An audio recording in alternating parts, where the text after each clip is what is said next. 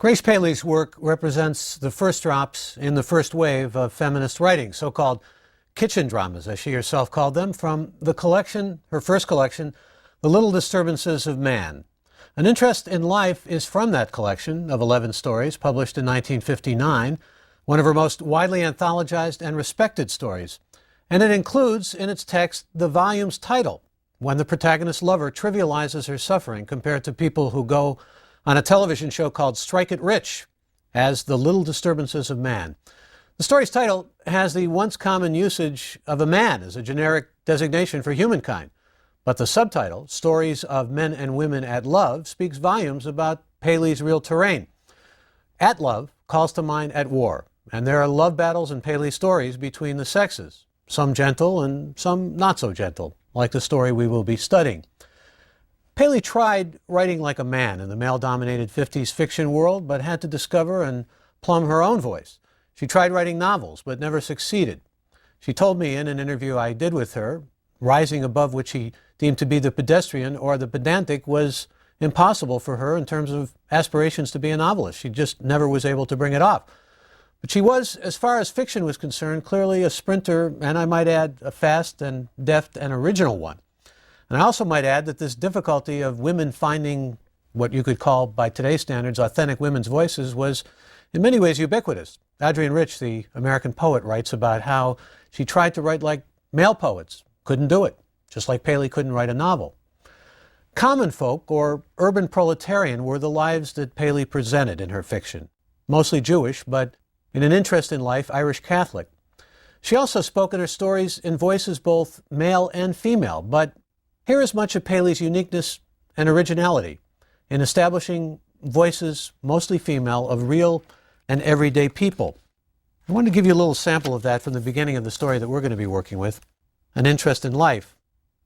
My husband gave me a broom one Christmas. This wasn't right. No one can tell me it was meant kindly. I don't want you not to have anything for Christmas while I'm away in the Army, he said. Virginia, please look at it. It comes with this fancy dustpan. It hangs off a stick. Look at it, will you? Are you blind or cross-eyed? Thanks, chum, I said. I had always wanted a dustpan hooked up that way. It was a good one. My husband doesn't shop in bargain basements or January sales. Still in all, in spite of the quality, it was a mean present to give a woman you planned on never seeing again, a person you had children with and got onto all the time, drunk or sober, even when everybody had to get up early in the morning. I asked him if he could wait and join the Army in a half hour as I had to get the groceries. I don't like to leave kids alone in a 3-room apartment full of gas and electricity. Fire may break out from a nasty remark, or the oldest decides to get even with the youngest. Just this once, he said, but you better figure out how to get along without me. You're a handicapped person mentally, I said. You should have been institutionalized years ago. I slammed the door. I didn't want to see him pack his underwear and iron shirts. Well, this voice is pretty authentic, but it's also a voice that gives us a picture of a woman who has a certain modicum of pride, but nevertheless has been abandoned. And she gives us a picture of her husband, too, this rogue who is leaving her to join the Army or whatever he's doing.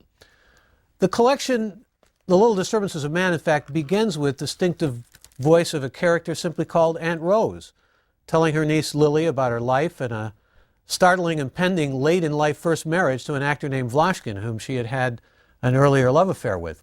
What's impressive are the rhythms and cadences that we hear in Virginia's voice or that we hear in Aunt Rose's voice. I want to give you a little of that as well. It's natural speech, it's idiomatic speech.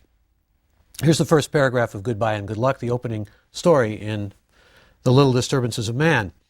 I was popular in certain circles, says Aunt Rose. I wasn't no thinner then, only more stationary in the flesh. In time to come, Lily, don't be surprised, change is a fact of God. From this no one is excused. Only a person like your mama stands on one foot. She don't notice how big her behind is getting and sings in the canary's ear for 30 years. Who's listening? Papa's in the shop, you and Seymour thinking about yourself. So she waits in a spotless kitchen for a kind word and thinks, poor Rosie. This kind of first-person narration is very revelatory of self.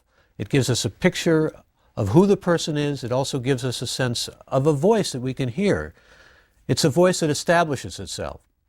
We should mention, by a little way of historical background, that Susan Glaspell's feminist story, A Jury of Her Peers, which was made into a play called Trifles in 1917, is a story early on and ahead of its time, dealing with the battle between the sexes, but with much greater and more dramatic themes involving a woman's being locked up in jail for killing her husband, and the motives for her being the agent of her husband's killing discovered by two women. It took feminist waves, really, to bring Glaspell or other earlier feminist-minded writers, such as Kate Chopin and Charlotte Perkins Gilman or Ellen Glasgow, into wider recognition and acclaim, while Paley began making her mark and receiving recognition not long after her work was published, because this was a real wave of feminism. Simone de Beauvoir and Kate Millett later on, but even before that, Betty Friedan. There's a burgeoning feminist consciousness that really paves the way for Paley and includes bringing some of these earlier important women writers into the canonical mainstream. Part of that whole feminist movement was, in fact, to rediscover and to reclaim these women writers. Paley was born Grace Goodside in the Bronx in 1922 to a Russian Jewish immigrant family, educated at Hunter, New York University, and the New School for Social Research, where she studied with the famed poet W.H. Auden. She wanted to be a poet, and she published a great deal of poetry over a lifetime that ended with breast cancer when she was 84, living in Vermont and reigning as that state's poet laureate. Her work has a cadence and rhythm to it, a poetic compression and originality of voice that are all strikingly part of the art an admirer of hers, Joyce Carol Oates, called miniaturist art. In one of her more autobiographical stories, A Conversation with My Father, a daughter discusses stories at the deathbedside of her physician father, and Paley's father was a doctor. The father, who, like Paley's father, is a Russian immigrant, wants simple stories, like Maupassant and Chekhov. But the daughter, distrustful of tight plots, tells her father she believes in the open destiny of life. And we can see that in so much of Paley's work. There is in these early stories of Paley a sense of the Yiddish combined with English quality of speech that came to be known as Yinglish. It was part of the East Coast Jewish brew that gave birth to writers like Saul Bellow, though he was originally from Montreal and then Chicago, Philip Roth, Bernard Malamud, and Cynthia Ozick, all stellar leading American Jewish short story writers. There is a somewhat autobiographical story in The Little Disturbances of Man, one of the few unrelated to Men and Women at Love, called The Loudest Voice, concerning a young Jewish girl, the daughter of Russian refugees, again, strikingly like Paley's own life, who takes a major role in a Christmas play. And the parents in the story carry with them from Europe fears of pogroms, including what the mother calls the creeping pogrom of assimilation, as well as fears of upsetting the Christians, with a Jewish girl and other Jewish children playing central roles in a Christian nativity drama. But at the end of this charming gem of a story, the child, Shirley, makes her hands into a church and prays loudly for all, including the Christians, certain that God is going to hear her prayers since she has the loudest voice. A strong political sensibility infuses Paley's work. Her parents were part of the Jewish intelligentsia that blossomed in Russia and took idealistic ideas with them of social and economic equality to the freedom in the United States that a writer like Isaac Babel could only have dreamt of living with. She was, most of her adult life, a fully committed social and political activist, a self-proclaimed gentle anarchist, but not didactic or ideological in her early fiction. That would come later. She was more able to show, for example, the social and moral challenges of a woman who, in this story, has been abandoned and must rely upon inadequate and perhaps even malignant social welfare services, who, according to Virginia, are set up for lies and disappointed with truth. Once Virginia is abandoned and faces life without a husband, she eventually takes on a former admirer named John Rafferty as a lover. But there is no moralizing in Paley. It's reminiscent of Chekhov. No moralizing about transgression. John Rafferty is a good man who wants to be good to Virginia and her children and do right by them. And the story concludes with Virginia's miscreant husband coming back in a fantasy and her once again succumbing to his charm or whatever it was that attracted her to him in the first place. This fantasy is almost dreamlike. He comes back at the end and she walks around him and kisses him and touches him, and ultimately they wind up on the linoleum, and she tells us don't take the precautions necessary as far as contraception is concerned. What this reveals to us, of course, is what she has revealed to us throughout the course of the story. She's a woman who really loves her husband, misses him. He's her main interest in life in many respects. She had 4 children with him, didn't take precautions, and in fact, we discover takes responsibility for that. But the story is really quite moving, particularly when we come to that ending, because it's presented in a realistic fashion, and what we get is a sense of a woman alone and a woman who has been abandoned, but nevertheless who takes up with another man because, well, she needs to be taken care of. She needs somebody who can enter into her life. She doesn't have any means of support. A man who cares, is kind to her children, who wants to do for her. And so the moral questions become to some extent irrelevant. And you might read a story like this and think, how can she still have feelings for her husband? But this again is really revealing of life itself, and certainly of many women who, well, unfortunately have cathected, to use a good psychoanalytic term, onto men that they shouldn't have. Let's say some more about Paley's political and social activism. She spent a lifetime as a peace activist, as a pacifist. She was opposed to militarism and nuclear proliferation. She was also an early strong advocate for a woman's right to choose abortion and protested against U.S. actions in Vietnam and Central America.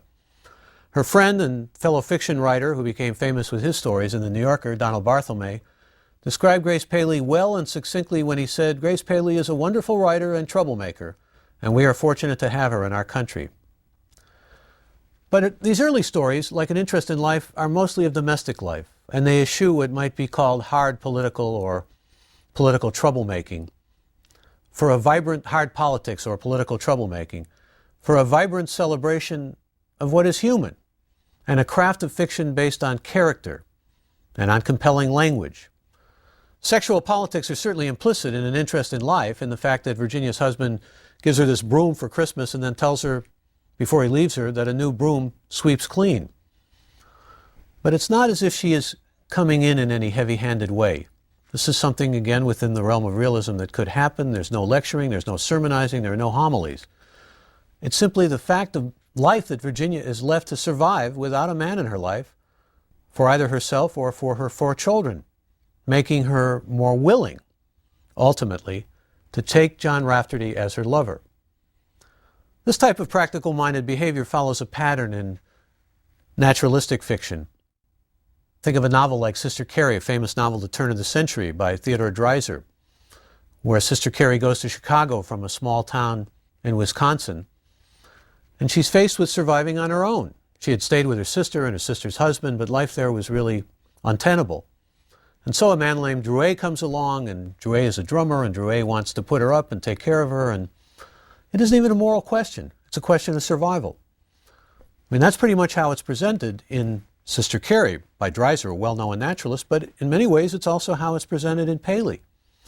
It's as if our character, protagonist, Virginia, doesn't have that many options. She's left with very little resources, and so John comes into her life, and at first she says no, she's not going to take him on as a lover because she could wake the kids, the neighbors might talk, it wouldn't be the right thing to do, he's too morally upright a man, Sunday school man, she calls him.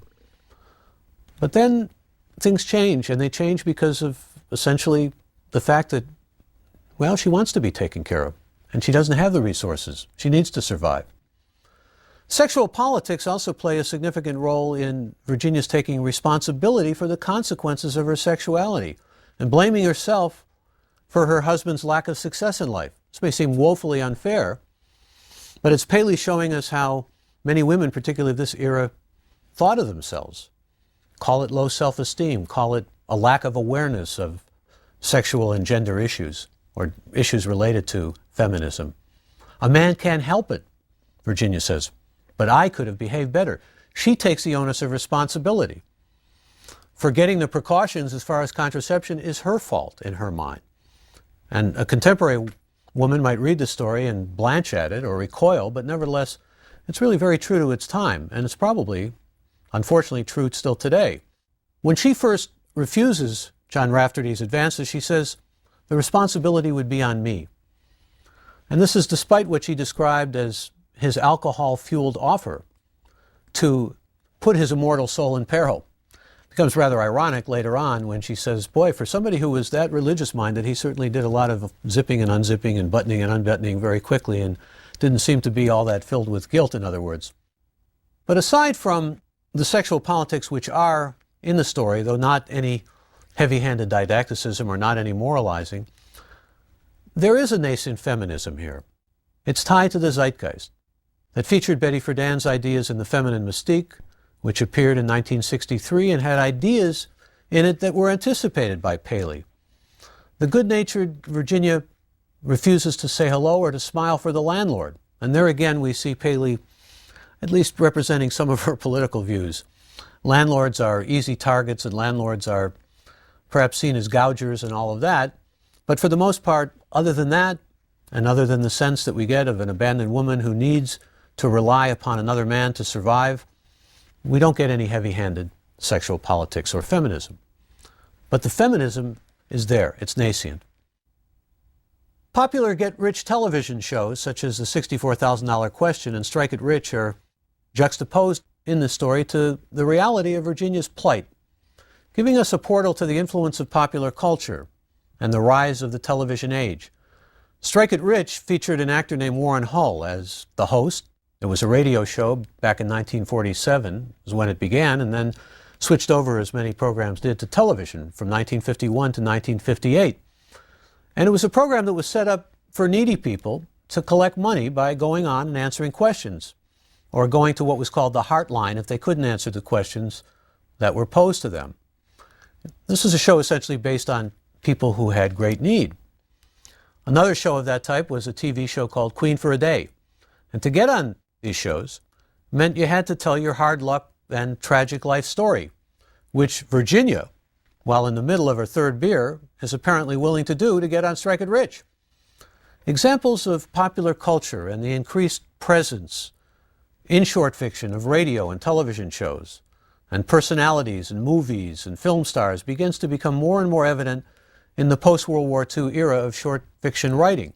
And we see it certainly in this story, and we see it in other stories of Paley's as well. The voice in the story, An Interest in Life, is distinctive and throughout uses humor and irony as a defensive shield. Her children, for example, at one point asked Virginia, "Where's our father?" And she says, "Ask me no questions, I'll tell you no lies." She has ways of dealing with her situation that fall back on irony, that fall back on platitudes. Nevertheless, she can be bluntly humorous, as when she says to John Rafferty's remark that children are from God, you know damn well where children come from. There's irreverence, and perhaps even a touch of the heretic in her distinctive and ironic voice, as we also see when she says that her list of travails prepared for Strike It Rich could have brought tears to the eyes of God, if he had a minute. Virginia shows what we can characterize as her obvious humor and irony when she tells John, who says he wants to do the dishes or something for her, that he should tell her she's gorgeous. Then adds, "I said, dipping my arm to the funny bone in dish soap."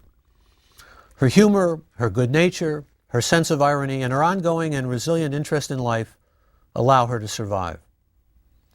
Plus, she's honest, including about her true feelings for her husband, who was verbally abusive and abandoned her.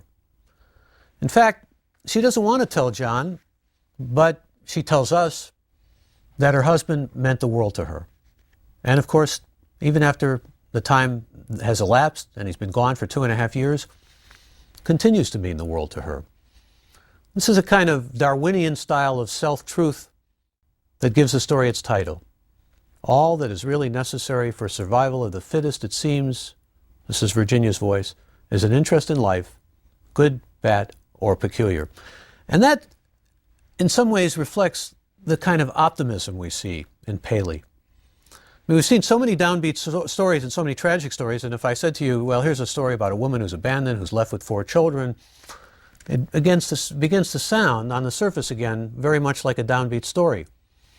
But it's the sense of humor that Virginia has. It's her attitude that, well, my life is pretty bad and difficult, and I've been left destitute, but nevertheless, I'm going to survive, and I'm going to find ways to survive. In fact, she finds John as the means, to some extent, to help her survive economically. The children become so used to John coming on Thursdays that they have Monday, Tuesday, Wednesday, John Day when they talk about different days of the week. But when Virginia first decides that she's not going to take him as her lover, he stops coming for a while. And she realizes that the difficulty of his taking the tube and having a tough time at work, he mentions to her a couple times that he's having difficulty at his job, that it's really hard. He's fairly successful, but it's very difficult and onerous. And he needs her comfort, and he was always attracted to her. And so we have that whole drama taking shape, but it's a drama with which Virginia has a very loose attitude. I don't mean loose in the sense of loose morals. I mean just take life as it comes. Take life as it presents itself.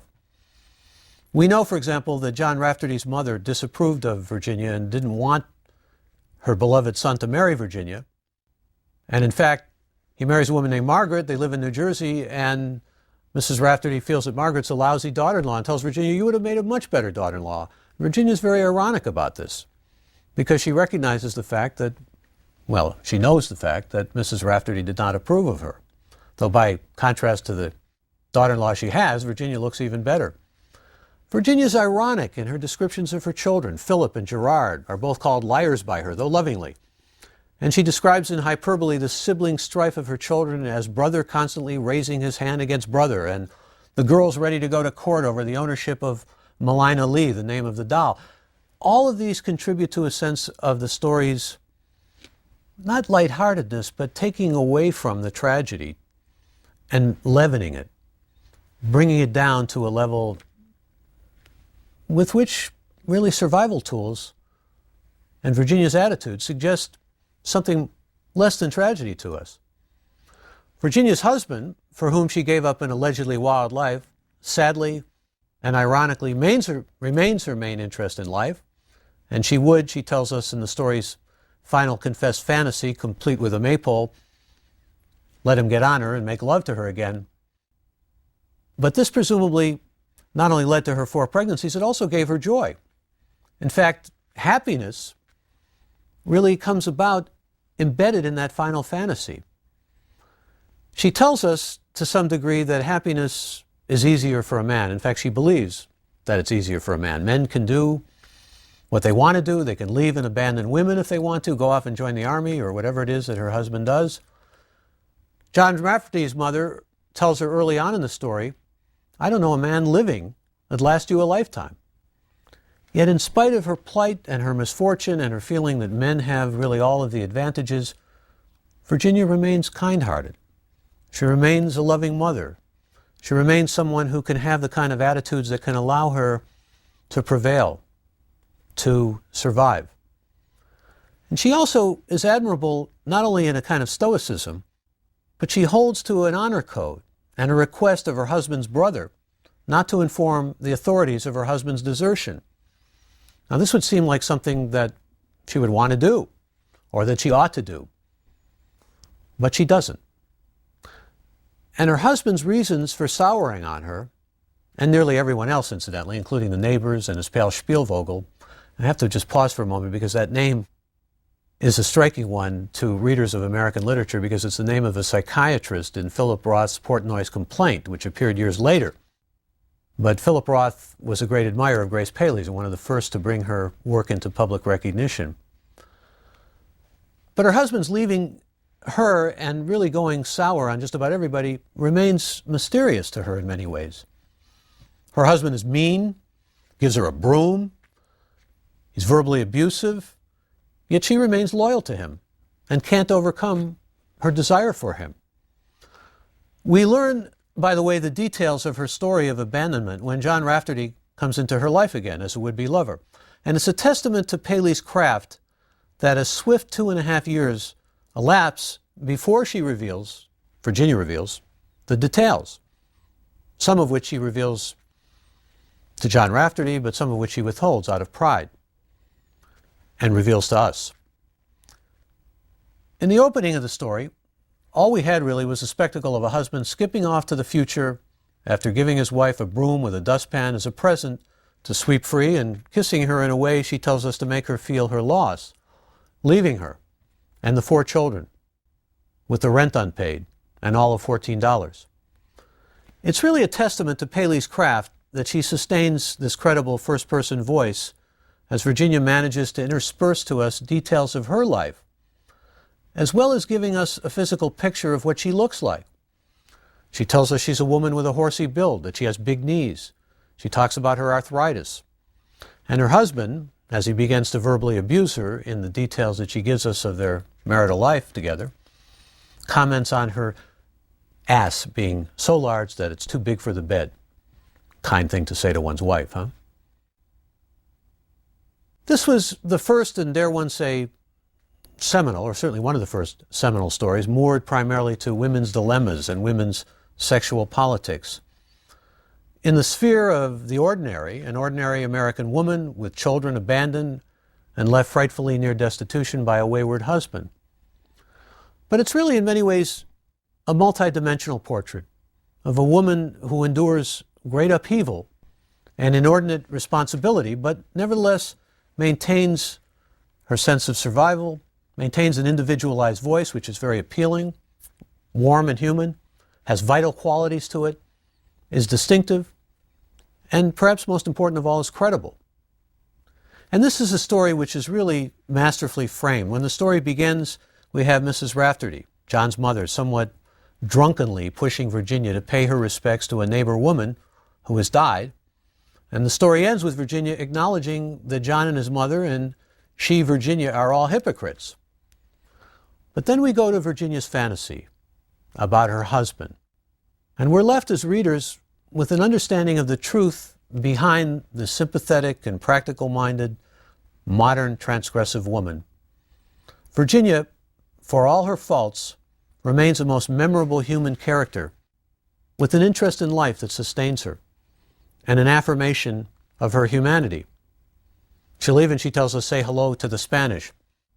What we get then is once more, as we've seen in so much earlier fiction, a sense of the ordinary, of the mundane, of someone who is not on a pedestal for us, or is not of a higher stature, or is not of a higher class, but someone who is really, I suppose, in many senses of the word, common.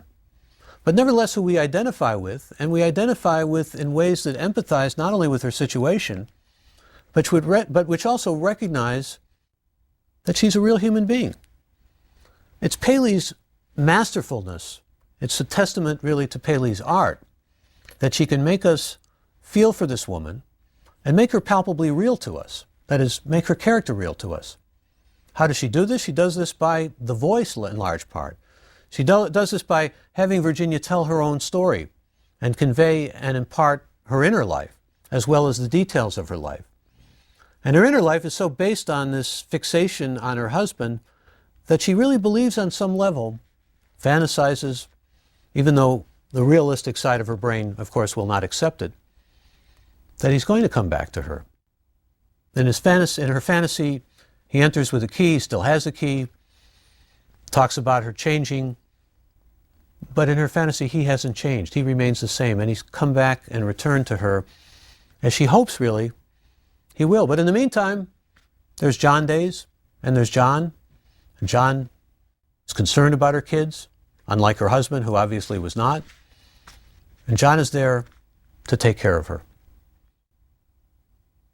I'm going to leave an interest in life with Paley's Virginia saying hello to the Spanish and use it as a segue to our first writer in this course who writes in Spanish, and another writer, Gabriel Garcia Marquez, who, like Grace Paley, spent much of his life, in addition to writing fiction, being a political activist. Paley, I want to add, had a major effect on women writing short fiction, was a central, important figure on particularly American women fiction writers. Ann Beatty, A.M. Holmes, Bobby Ann Mason, Lori Moore, Toni Cade Bambara, Alice Munro. One can mention many names here, particularly women who were concerned about regular women's lives, or were concerned about what you could call ordinary women, and wanted to show us, in many ways, the kind of plight that they had. Not only was Paley an enormous influence in that sense, she was also an enormous influence on the voices of women that were able to burgeon out of her work into these other writers who were influenced by her. Authentic sounding voices, real sounding voices, and voices which put us in touch with a kind of common humanity that, again, we can empathize with. And what's astonishing here, in terms of what we see as the rise of women writers, women short fiction writers, is their willingness to portray ordinary life in ways that are not only quite human and touching and poignant, but also ways that elevate the human spirit.